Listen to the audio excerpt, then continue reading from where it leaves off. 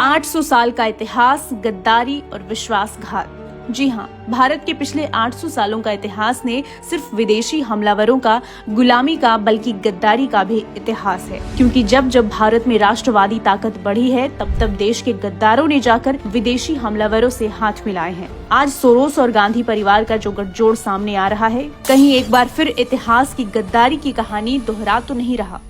दौलत खान लोधी की गद्दारी। 16वीं शताब्दी में इब्राहिम खान लोधी दिल्ली का बादशाह था, लेकिन उसे मेवाड़ के राजा राणा सांगा से कठोर चुनौती मिल रही थी। राणा सांगा की सेना इब्राहिम खान लोधी को लगातार 2 युद्धों, खतौली और धौलपुर में हरा चुकी थी और ये कदम तय हो चुका था कि आज नहीं तो कल राणा सांगा अपनी सेना लेकर दिल्ली कूच कर आएंगे। लेकिन तभी इब्राहिम खान लोधी के लाहौर प्रांत के गवर्नर दौलत खान लोधी ने समरकंद के भगौड़े बाबर को खत लिखकर भारत में हमले के बुलावे को भेजा। दौलत खान लोधी को पूरी उम्मीद थी कि बाबर मेवाड़ के राजा राणा सांगा की बढ़ती ताकत को रोक सकता है, और हुआ भी ऐसा ही। बाबर के तोपों के सामने राणा सांगा की सेना को हार का मुंह देखना पड़ा और यहाँ से देश में मुगलों की गुलामी की शुरुआत हुई। नजीब उद-दौला की गद्दारी। औरंगजेब के मरने के बाद मराठा साम्राज्य बहुत मजबूत हो गया था और स्थिति ये हो गई थी कि मराठों ने मुगल बादशाह को पेंशन पर बिठा दिया और इसी समय नजीमाबाद के मुगल सेनापति नजीब उद-दौला ने अफगान से सुल्तान अब्दाली को चिट्ठी लिखकर भारत पर हमले के लिए बुलावा भेजा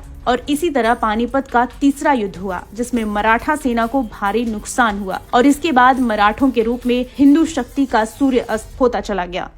मीर जाफर की गद्दारी। इसी तरह 1757 को बंगाल के प्लासी में लड़ा गया प्लासी का युद्ध भी गद्दारी का ही एक उदाहरण है, जब मीर जाफर ने युद्ध से ठीक पहले अंग्रेजों से मिलकर देश के साथ गद्दारी की और 200 सालों की अंग्रेजी हुकूमत देश पर थोप दी गई। भारत कभी युद्ध में नहीं हारा है तो सिर्फ गद्दारों से और विदेशी हमलावरों के षड्यंत्रों से।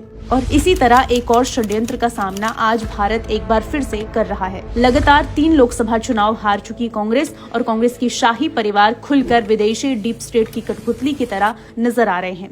जॉर्ज सोरोस के फंडेड संगठन FDLAP में सोनिया गांधी बतौर उपाध्यक्ष जुड़ी रही है और ये वो संगठन है जो आजाद कश्मीर की हिमायत करता है। इसी तरह जॉर्ज सोरोस के पैसों से चलने वाली संस्था OCCRP के फेक मुद्दे राहुल गांधी आए दिन उठाते रहते हैं। भारतीय शेयर बाजार को गिराने का षड्यंत्र रचना हो या भारतीय उद्योगपतियों के खिलाफ माहौल बनाना हो, देश के संवैधानिक संस्थाओं पर भरोसा खत्म करना हो, संसद की कार्यवाही हर बार ठप करनी हो, भारत को राज्यों का संघ बताना हो या फिर विदेश जाकर यूरोप और अमेरिका से भारत में दखल की मांग करनी हो, ये सारी बातें चीख चीख कर एक ही बात कह रही है। क्या गांधी परिवार ही देश का नया मीर जाफर है, जो भारत की प्रगति और स्थिरता देख नहीं पा रहा और अपनी सत्ता के लिए श्रीलंका, बांग्लादेश, पाकिस्तान जैसी अराजकता भारत में भी चाहता है।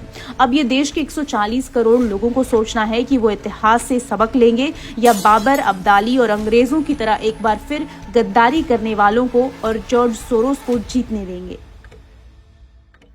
नाम बदला है, नियत नहीं। महाठग बंधन की जरूरत नहीं। आज ही लें संकल्प।